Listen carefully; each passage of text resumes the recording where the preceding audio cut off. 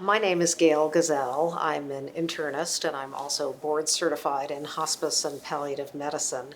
I've been a hospice medical director for most of my career and began coaching and got trained as a coach approximately 5 years ago. I coach physicians and physician leaders, and I provide coaching supervision to physicians and non-physicians who are coaching in the medical field. I'm also the author of Building Your Resilient Self, 52 Tips to Move from Physician Burnout to Balance, as well as a book on a slightly different topic, Mindfulness Support for Alzheimer's Caregivers, that was published through Harvard Health Publications. And it's a pleasure to be here today. Thank you. Hi, my name is Dr. Gail Gazelle. I'm a medical physician. I'm board certified in internal medicine, and my true calling is hospice and palliative care. And I'm an assistant clinical professor at Harvard Medical School part-time, and I'm a professional coach for physicians and physician leaders. I'm also very passionate about helping coaches develop their skills, so I provide coaching supervision in addition. Hi, I'm Dr. Helen Reiss. I am a psychiatrist at Massachusetts General Hospital, where I direct the Empathy and Relational Science program. We conduct empathy research and provide consultations and some coaching for physicians and other medical professionals.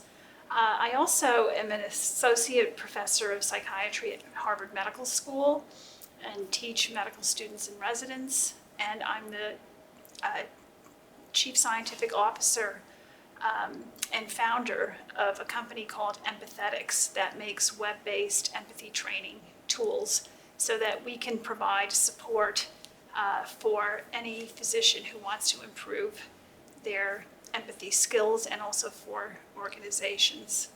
And I have a recent TED Talk called The Power of Empathy if anyone wants to learn more about the background of my research. That's great, and the references are helpful so people can look. One of the things I know that a lot of the coaches ask is, how do physicians get into coaching? Big question that floats around here in our membership. So can you give me a little bit of what your entree to coaching was? Professionally, as opposed to from the client side. Yes. Coaching for me was a very natural extension, frankly, of the work that I did in hospice, which was being very present, getting the agenda from the family and the patient rather than my agenda as a hospice physician, and helping them, frankly, live as best as they could with whatever time they had left, based on their prognosis and their illness. So the coaching model is one that really called to me, I have to say. I'm not a trained mental health professional. I'm not a psychiatrist. I'm not a psychologist. I'm an internist and a hospice and palliative care doctor. And just the idea of clients setting the agenda, the idea of promoting self-awareness, being on a self-discovery journey with clients, helping bring forth their best possible self, it just drew me. It really drew me in. And I got coaching myself and had a chance to really see how one could leapfrog forward around complicated issues. So it was a very natural extension for me. It makes a lot of sense. I have a little bit of personal experience with palliative care, and I remember, and this is 10, 12 years ago, being struck by the difference in the way that the medical professionals who were palliative specialists interacted with us as the family than physicians or medical professionals in other settings. It was very different. It's a different model. It's a very different model. Good. And Helen, where did you get to coaching? Well, I would say I'm more of an empathy educator than a coach. Okay. But my interest really came from noticing how desperately patients wanted to connect better with their physicians and how injured they felt when they were treated like numbers and that there was no time really to hear about their concerns. And so I learned about the neuroscience of empathy and developed empathy training. And through that, really came to understand how to help people connect in a meaningful way. And through that, started offering consultations to physicians who needed to hone their skills. If I read correctly, your presentation today was how to use coaching and empathy training to address physician burnout. Sorry, I didn't say that well. Particularly, is that right? Talk to me a little bit about that. Right. So one of the things that happens when physicians are burned out is that their empathy declines because they become much more focused on their negative experience and kind of a detachment and depersonalization and dehumanization of patients. And so, ironically, one way to really enhance their mood and their joy in their work is to help them reconnect in a meaningful way. So the very thing that they've shut down because they feel they don't have time or energy for can actually be reinvigorating when they learn the skills to kind of see this person as a unique individual, a unique person that needs their help. So it's trying to work through engagement, reigniting the passion, as our workshop was called. And I think that I saw in the description that there was a link to self-compassion training in there as well. Is that right? Absolutely. I mean, I always say in our training, you can't get out of a person what they don't have inside. And if people are running on empty, it's very difficult for them to give the care and the concern that patients deserve. And so many of the skills that we teach coaches to train in their doctors are also skills that doctors need to really embrace and practice on a very regular basis themselves. Yeah, and I'm not a doctor, I'm a lawyer by training, and I know nobody taught me any of that in law school, and I would guess that nobody taught either of you that in medical school. But hopefully that'll change, huh? It's a real problem. So in our session today, in the first part, we kind of laid the groundwork for why there is this epidemic of burnout. And part of that has to do with some of the personality types who are drawn into medicine. A lot of it has to do with the training process itself, the really vigorous training process, staying up long hours, kind of a very selfless type of tradition, a very hierarchical nature. If you're not a neurosurgeon, you're kind of nobody. If you're not perfect, you're not just imperfect, you're a failure. Kind of a focus on weaknesses rather than what we've learned from the field of positive psychology, which is how to focus on your strengths. And so physicians have so many strengths, and yet one of the parts of burnout is the dissociation between yourself and your sense of accomplishment and meaning and purpose. So it's so important that we shine a light for physicians on their accomplishments, on their strengths, again, as Helen said, on the deepest meaning of what it is that we're very privileged to do as physicians so that they can feel better about themselves at the end of the day. So is this largely a combination of training and coaching, or what seems to work? I thought what we did today, the audience seemed very appreciative of. We kind of laid some of the groundwork and in a very interactive way. We asked for feedback. We actually started with Helen and I kind of as if we were actors. We put on our white coats and our stethoscopes and we played the part of various burnt out doctors in sort of an array of clinical vignettes kind of to really set the stage. And then we did some teaching. Helen taught some empathy techniques. I did some coaching demonstrations, so people got to actually see coaching in action. I think it's really critical for coaches to learn the full skill set, really go through, the full coach training, coach accreditation, coach ongoing supervision, because there are a lot of people who just hang up a shingle. We know that. We don't have good... Yeah, it's not just in medical coaching. Right, Yeah. That's right. Yeah. So for physicians in particular who are so important to the human endeavor, we really want coaches in particular to have the full skill set to bring the most that they can to a physician clientele.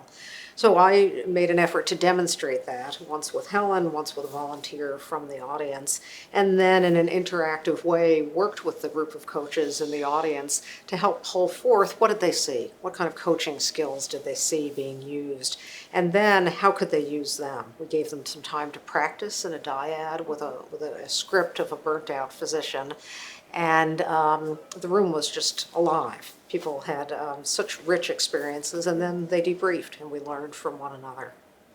Yeah, to me, one of the things I've seen in that kind of training, and it sounds like maybe you got there, is when someone is given an experience to really inhabit a different reality.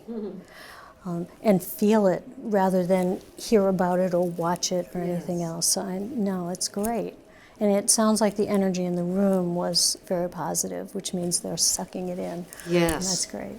And then just what you're talking about, embodiment is kind of the coaching word, and that's what I was able to demonstrate in each of the role plays. And I think it's so important for coaches to learn that skill. Physicians are so in their brain. We kind of live from the neck up, and we lose touch of what's going on in our bodies, even though we're caring for bodies all day long.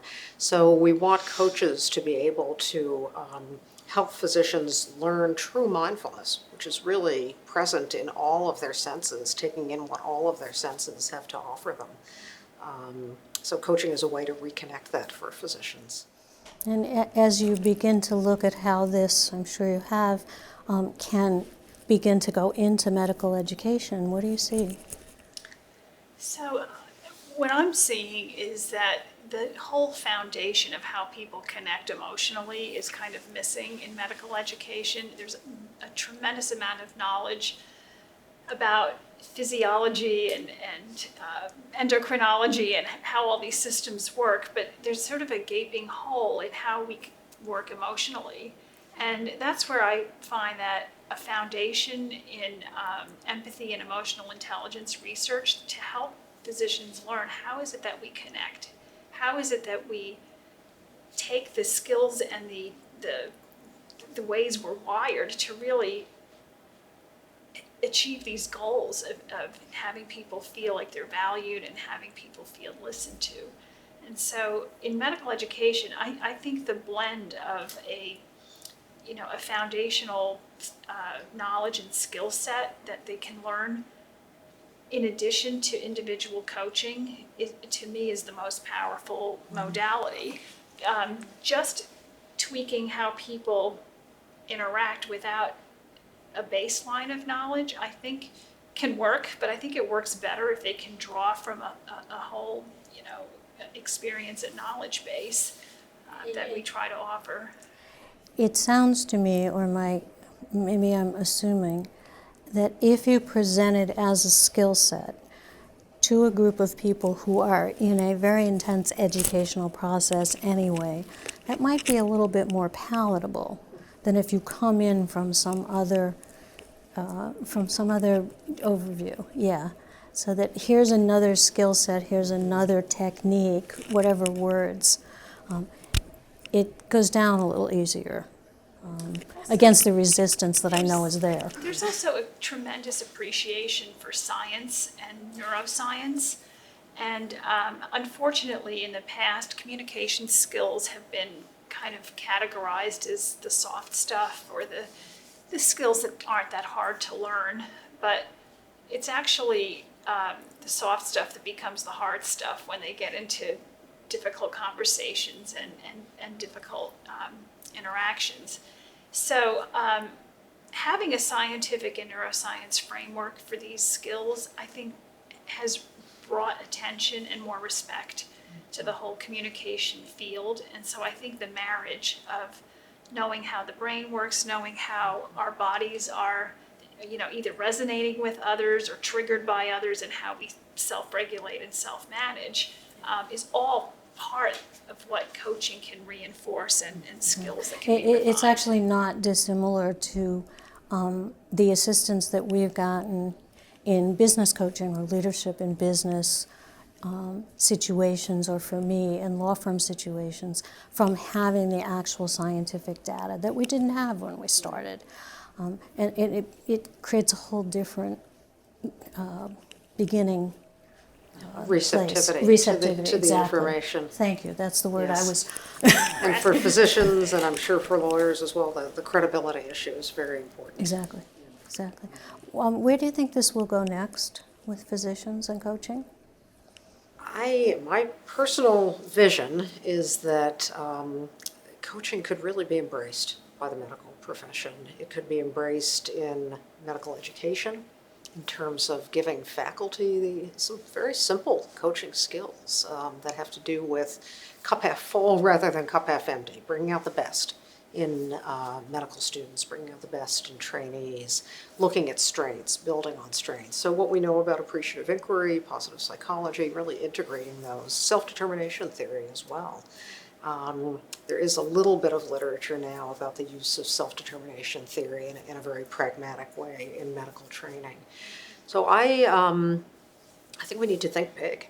I think there's so much opportunity for a culture of positivity. And that word can be downplayed, but some of the literature around positive leadership, for example, I think it's kind of a shining light, a way that the medical profession could perhaps get out of this whole conundrum of burnout.